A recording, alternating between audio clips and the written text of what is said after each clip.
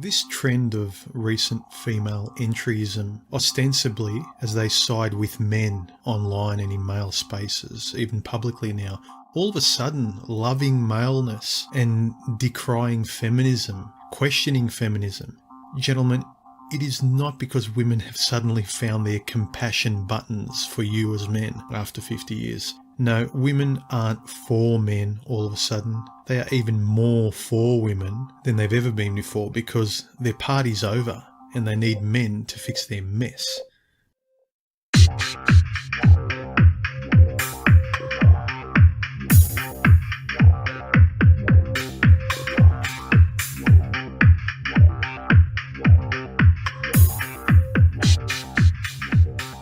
It doesn't take a genius to comprehend that since women are the overwhelming users of antidepressants past midlife and into their older age, that there's suddenly little wake-up calls. One thing they won't actually acknowledge, the glaring and obvious truth about men now, is that men are not approaching females anymore. Women have wanted to make us invisible for a while, and they've succeeded. Men have walked away, and in women's eyes, they've cleared most maleness from the landscape, which includes most men. It's funny, it used to be that the happiness trajectory for men had women in it. It was almost a target to have a happy life. Now happiness is almost assured without women. It's a complete 180-degree turn to what the human species has been doing since the beginning of time. Men have slowly and successively, over generations of divorce, false allegations, trusting women and then ending up fleeced and scammed, and the successive giving and concessions and handouts to women only to be hated for it, men have just left. But make no mistake, men have left you after you have left men. Let me repeat this to you, ladies. Men have left you after you had left them. You can't burn a bridge and then turn around and wonder why it isn't there for you to cross again. Men are now happy away from you and as contentedly invisible as you've pushed us and forced us to be away from you. I was born in the 70s, and this narrative I've witnessed over the last few generations, Men are pigs. We don't need men. It's now women's turn to run the world. Hand over the keys, men, and just fuck off.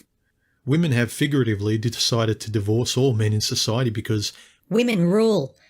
And because in their eyes men have had their turn in history and now it's women's turn. The underlying theme is disappear, men.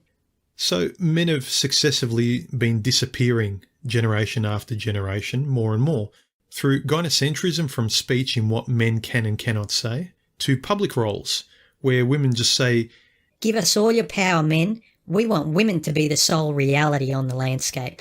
So it's just this successive recede men, become invisible, disappear.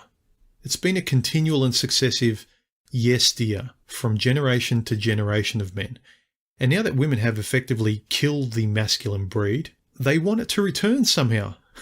From fucking where? Who will mentor? Where will the lived masculine history come from to mentor any male? Books? Your feminist fucking theories? Well, plenty of women have been telling men how to be male for decades. A generation of men raised by women, as Fight Club says. So now you've got this wholly female-focused breed of men. So what's the problem, ladies? You've got exactly the type of men you fashioned that you don't want, but you want exactly the type of men you ostensibly hate, though somehow 50 Shades of Grey is the top-selling book of all time. It's all really confusing. The invisible man you've demanded, ladies, that you've conditioned not to open his mouth or say or do anything without your say-so, is the reality of what you have. So now women are saying, where are all the invisible good men? Now, because society has taken extreme measures to survive women's rule, with child rates plummeting, men creating groups and communities away from women, MRAs, MGTOW, etc., etc. I've started to notice this steady rise, more and more, of intentionally open anti-feminist women, ostensibly and finally, it would seem, on the side of men now, creating content and putting effort into videos and blogs, and even sometimes in public discussion, thinking that it's important enough now to finally make the effort of solidarity with men. We think women are finally saying enough, but I think many men misread it as solidarity with them. It's not. It's simply women noticing that their heterosexual lives are fairly, at best, dull without men. And at worst, judging by the high numbers of middle-aged and older women taking more and more antidepressants than men, the difference between men and women's consumption of antidepressants past middle age is startling. Women are finally realising the fruits of what their feminist fist pumping has got them is fucking cats and antidepressants. I've said it a few times before, men can't fix this current gulf between men and women for a few very prominent reasons. One, men are done trying to do any more for women after being continually duped or thrown away or used. Two, women have a blind in-group preference that's been extensively discussed in our circles, which to women further means that men cannot factor into their discussions because of our toxic gender. That is, we're invisible, shut up, we don't exist. And three, and most importantly, because men are, in women's eyes, the patriarchal problem in the first place that wants to somehow hurt women.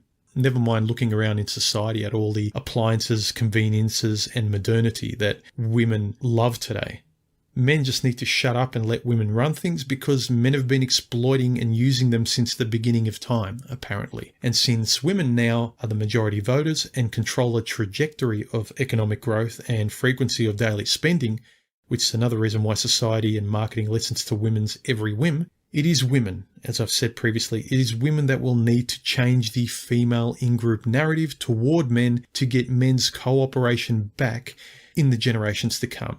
Now, in the generations you're still acting like bitches, good luck. Men like me who've grown up in the 70s, fuck all chance, and the generations afterwards, it's still an uphill battle. Traditionalism is dead.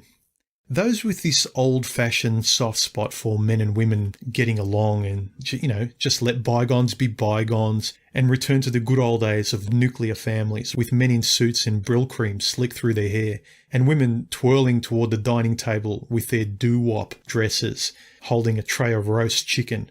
Wake up. Those days are over. Look around. Today's landscape shows you that it's over. So this shrinking man that has become virtually invisible in the social landscape, women have created this. And so now these traditionalists that want, men to come back on board and men and women to get along and fix things, traditionalists think that this rift between men and women now is some sort of unsafe bridge now to cross for men in terms of getting married. That men need to somehow roll up their sleeves and fix this antiquated bridge between men and women to get society back on track again. Gentlemen, and more importantly ladies, there is no fucking bridge to fix. The bridge isn't broken. It's burnt. It's not there. It's ash. No, the bridge isn't broken. It's not there anymore. And women burnt it. As far as men are concerned, women can sit on the other side of that chasm of mistrust for as long as they like. We're quite happy on this side with our hobbies, friends, and peace of mind. Rebuilding that old traditionalist bridge is like asking men to rebuild a tape deck. It's old technology. It does not work today. Women just naively expect that nature will take its course, but just think about how big the rift is for men to not want sex as much as they wanted to. You've got men in their horniest prime, in their late teens and 20s, not wanting to have anything to do with you. The risk to be with you and be around you is so great that everything else, even being alone, is preferable. Women thought it would be this forever notion of choosing the right guy. But what happens when men aren't fucking asking you anymore? Men aren't in your landscape because you've made it barren. You've made men invisible. You've made men disappear in every facet of society. And now you're asking for them back. Why can't invisible men rebuild society? Where are all the good invisible men that I hate?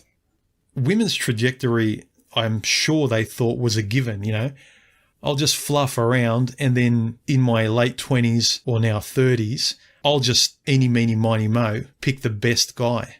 But what happens when men aren't asking you?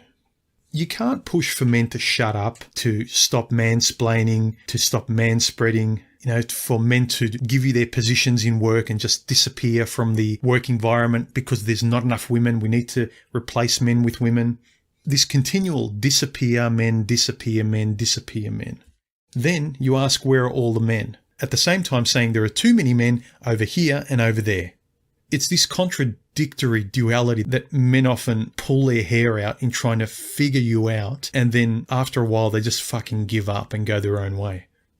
It's not enough that we used to give you seats on the lifeboat, but now even if there are seats on the lifeboat, you don't want men on it because of your contempt for men. So again, ladies, the invisible men that you wanted are not going to rebuild a bridge that you burnt because it's not there. Go your own way, gentlemen. Later. Please share, like, comment, subscribe, and don't forget to hit the bell icon once you've subscribed to be notified of my next video. And feel free to donate to me through Patreon or PayPal. It keeps me creating videos and I really appreciate it. Thanks, guys.